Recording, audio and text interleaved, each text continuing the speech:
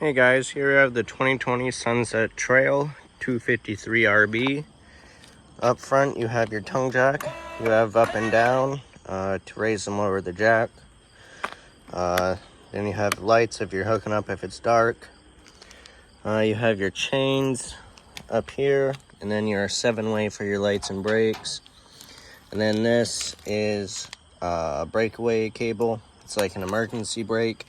For some reason, if this ever came off your tow vehicle, that would pull out and lock up the brakes. You have your propane tanks up here. And this cover, you can just flip that up, and then you got access to turn your tanks on and off. And then to get them filled, you can just pull the cover right off. Turn the tanks off, remove the pigtails. Undo the wing nut right there, and you can pull the tanks right off to go get them filled. Right here you have an automatic changeover regulator. So this lever is pointing to what tank it's drawing from. If that one goes empty, it'll automatically switch over to this one and start drawing off this one if they're both on.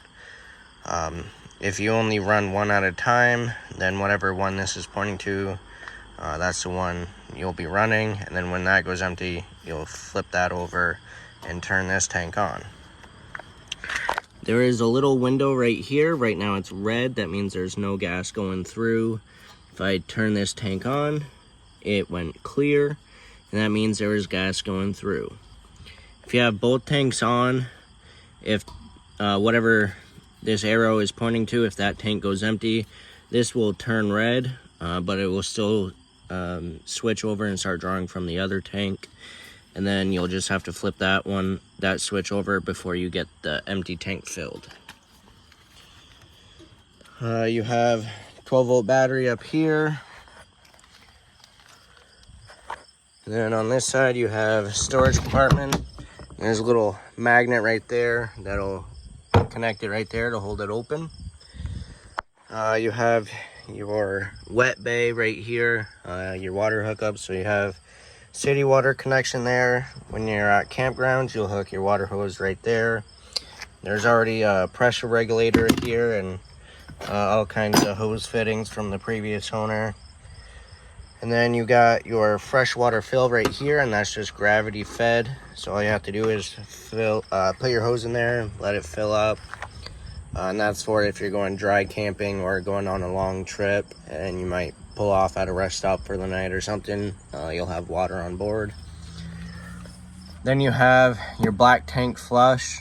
So when you're dumping your tanks, you can hook your hose up to here, and there's a little spray port inside the black tank, which is going to be your toilet holding tank. And that'll just flush everything out for you and get it nice and clean. And this little key right here is your battery disconnect. So you just push it in there and turn it so it's on. And now we'll have power to the unit. So you got a light switch there, which that is going to be, what is that for?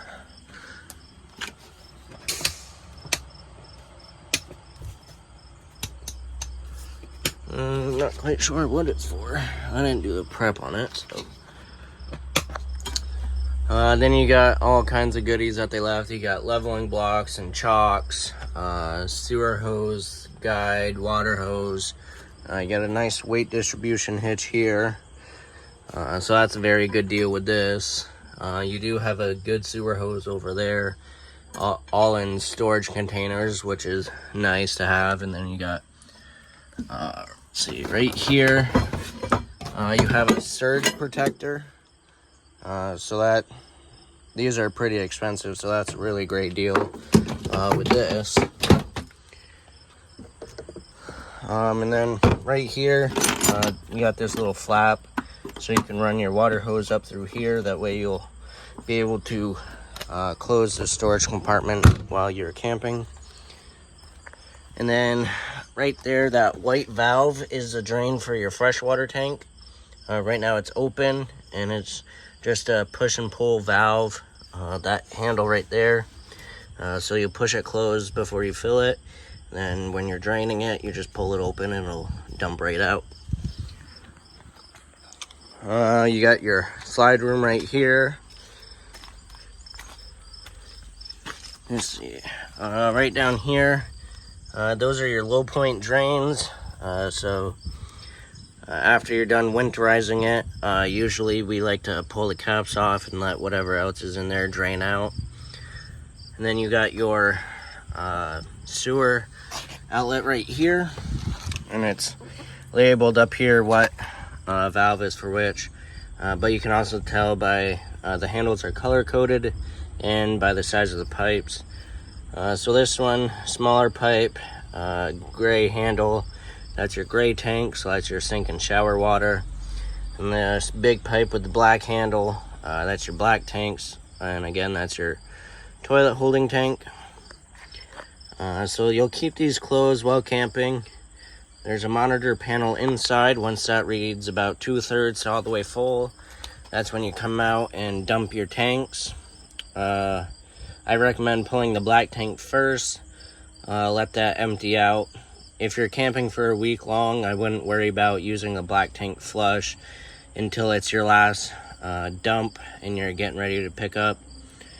But you just open that, let it empty, close it, and then pull the gray tank and use the gray tank water to flush out your sewer hose.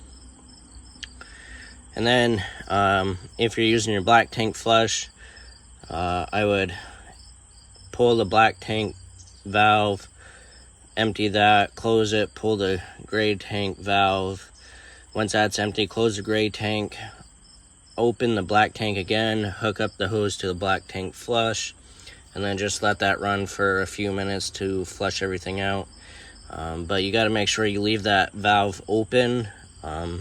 Unless you're going to be right here the entire time, you can close it for like a minute or two to let it fill up inside a little bit, to help get whatever's sitting on the bottom out. But you definitely want to make sure that is open, that way it doesn't fill up inside, and then you'll have a big mess. So you have your power cord hookup right here. It just plugs in right there. There's an L-shaped prong right here.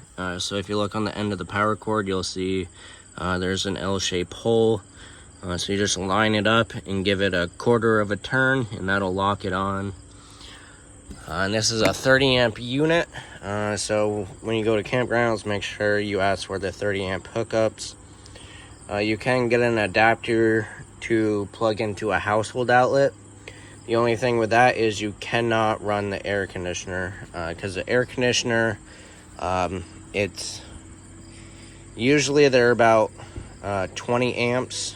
So it's going to need to require the full 30 amps, because if you plug into a household adapter, most of the time they're 15 or 20 amp outlets, so it will get your cord very hot and it will end up burning it. If you're using the air conditioner, make sure you have 30 amp service. You do have sewer hose storage right here that they installed, and this end just opens up and you can store your sewer hose in there. You got your spare tire, and then you have a ladder to get on the roof and check the seals. There is prep for a backup camera. Then you have a spray port right here, and that is cold water only. And then right here, you have your cable hookup and satellite hookup right here. Then on this side, you have your outside kitchen area, and this is on struts. So if it is raining, you do have a little cover. So you got your fridge out here, decent size kitchen fridge. This hose right here goes to that spray port, and then this pulls out. You got some storage. You got a hose to connect to a grill. Then you have a sink right here and some storage, and then you got a light. Right.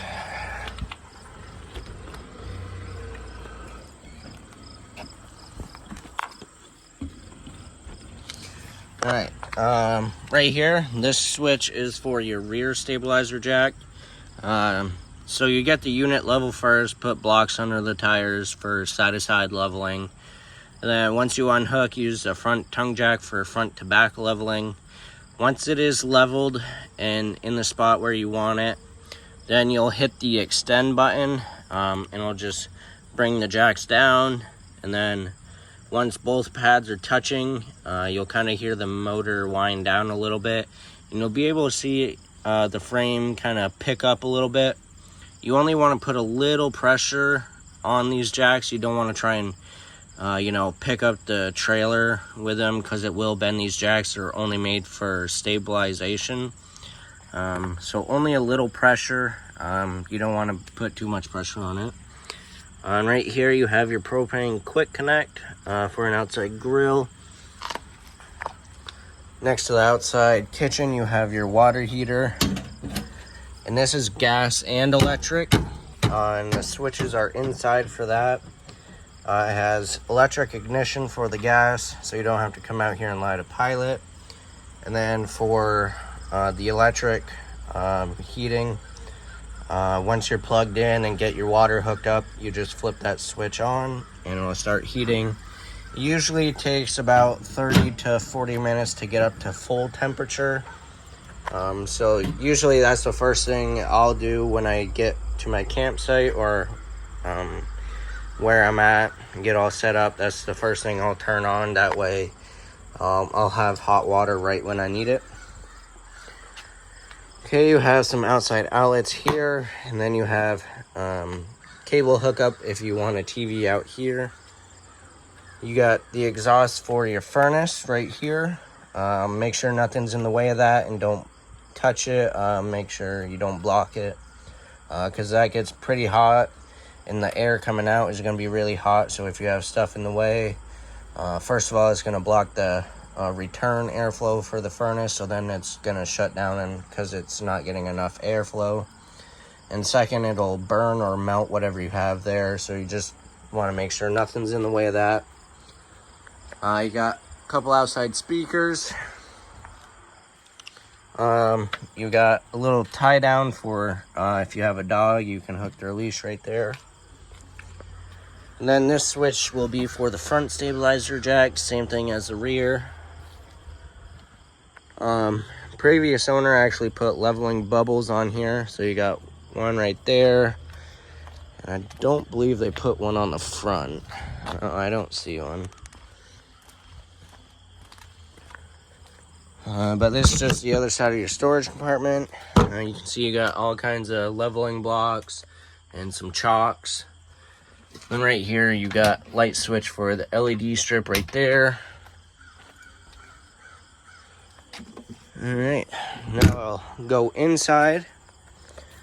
So your grab handle right here, you can either have it against the door for traveling, which most people do just in case the door pops open, because going down the road things tend to flex, so you never know. But you can also turn it to go the other way, and all you do is just push up on the bottom, and then once it gets into one of the grooves, you just let it down and it locks into place. And I'll open the door. So this is equipped with solid steps, and with these you have to have the door all the way open to get the steps in and out, because of the bracket that holds it up will catch on the door, which you can see the previous owner did a couple times, but not a big deal. Just some scratches on the paint. So you got your handle right here. You can turn it either way and it'll pull the pins, and then you just pull it down. Then it's just out like that. There are pins on each leg you can pull out and adjust the length of the leg, because sometimes you're not going to be on perfectly level ground, but you just want it so that the top of the step is sitting on the bottom of the door sill. That way when the door opens and closes, it doesn't bind on that. Okay, going in, you have your fire extinguisher to the right. You got little coat rack right there. And then to the left, you have a little walk-in closet. Got a trash can, looks like a shoe rack. Another little hook right there. And then this is a little broom holder. And you do have a light in here, and there is an outlet right there.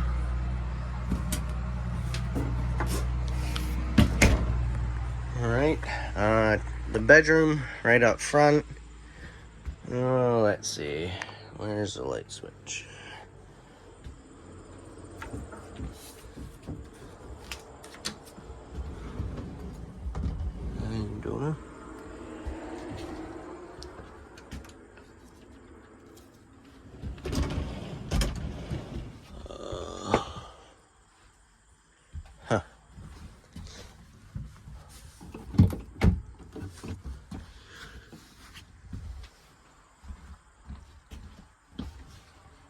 Yeah.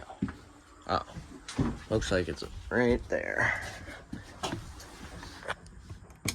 Nope, that's a mood light for right there.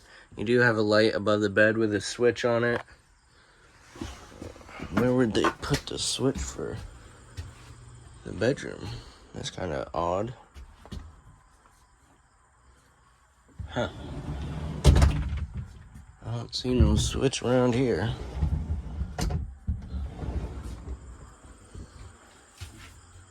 Oh, that's strange. Your bed does lift up, but the previous owner put this big mattress on it, so it's a little hard, but you do have storage under there. You have outlets and USB ports, and the little cubbies right there. You got closet hanging space, and then some more storage above the bed. You do have a TV here. Yeah, that's weird. All right. Right over here, you have your monitor panel and your control center. So you have your slide switch here. You have in and out. You just press and hold it.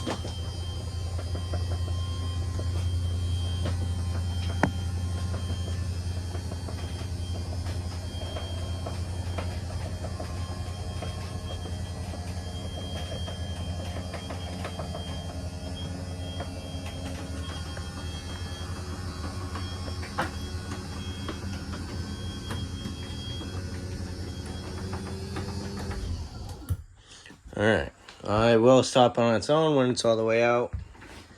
Then you have a light switch there. Looks like it's for a mood light under the bed. And you have ceiling lights right there. Oh, I found the switch for the bedroom. That's kind of weird they put it here. So this light switch will be for the bedroom. It's kind of a pain in the neck. You have to get out of bed or turn the lights on and off before you get up there. Then you have awning light switch here. You have your awning switch here. You have extend and retract. So when rolling out your awning, you'll have to watch it. There'll be a valance that'll fold down. Once you see that, you'll also be able to see the bare tube that the awning is attached to. Once you see that, just let off the switch and it's all the way out. If you keep holding it, it will roll up backwards, so you just want to be careful of that. And then rolling it in, you just press and hold it until it stops, because there's no more fabric to roll up. So you have your water pump switch here. That's for if you're using your freshwater tank when you're dry camping. You just flip that switch on and it'll pump water from the tank to the system. Then you have your water heater switches here. The top one's for the gas. You just flip that on and it'll light up. And then after a few seconds, it'll light. And I can hear it's lit now. Then you have the electric. Same thing, the light will, or the switch will light up. And that you won't be able to hear. You just have to be plugged in and turn that on, and then after half an hour, you should have hot water. Then you have your monitor panel here. So you got a button for your battery, you see how charged it is. You got your freshwater tank, your black tank, and your gray tank. Then you have your radio here. It's also Bluetooth, so you can connect your phone to it. Then you got some storage, your remotes for the TVs and the radio. And then the TV right here, it does pull out and swivel. And you got the cable connection there and outlet up there. Then your fridge, this is a 12-volt fridge, so you got your on-off button right there. Come on. Okay. So you press and hold it, it'll beep at you and come on. This button, let's see. I believe that is the freezer button and that is the fridge button. So you can change the temperatures on both of them. And then you have like a night mode, so it won't use as much power during the night. And you just press and hold it and it'll turn off. And you got your handles right here, so you just press that and then you can pull open the freezer and then the fridge. You got your stove. This will just flip up. Then you got your 3 burner knobs here. You have a sparker right here. And then this is your oven knob. And then you have push button for lights. And when you're done cooking, you want to make sure the grate and the burners are completely cooled off before folding down the cover. Because that is glass, if this is still really hot and you fold that down, it will shatter this. So you just want to make sure it's cooled off. Then you have stovetop light and fan. Looks like they left some nice for you. You got another light above the counter. And then you got paper towel holder, your sink, and you got a little cutting board cover for the sink. It'll just kind of go like that. And then you got some storage underneath. And household microwave. You got your dinette table, and that table will fold down and that'll make into another bed. And then your couch, that'll, I believe it folds out and makes into a bed. And you have light switch here for the side room lights. You have your thermostat right here. So this big button is your mode selector. And then the arrows are your temperature control. So you just press it. You got your fan, low and high. So if you want to circulate some air, that'll just kick on the fan in the air conditioner. And then you have cool, which is for the air conditioner. You got high and low, and then you have auto. And then you have heat for the furnace, and then you have off. So the cool, high and low, and the cool, high and low auto. The auto is putting it to the temperature. Once it gets to that temperature, it will shut off or just keep the fan running. And then once it gets above that temperature again, it'll kick back on. And if you don't have it on auto, it'll just constantly run. So it's really up to you what you want to pick. And then you have some more storage here in the bathroom. So you got like towel storage and stuff. And then you got even more storage right here. Nice and deep storage. Shelf in there. Then you have your toilet. It's got a little foot flush right here. And then you got another sliding door right there for the bathroom. Then you have your sink. You have light switch here. And then you got your medicine cabinet.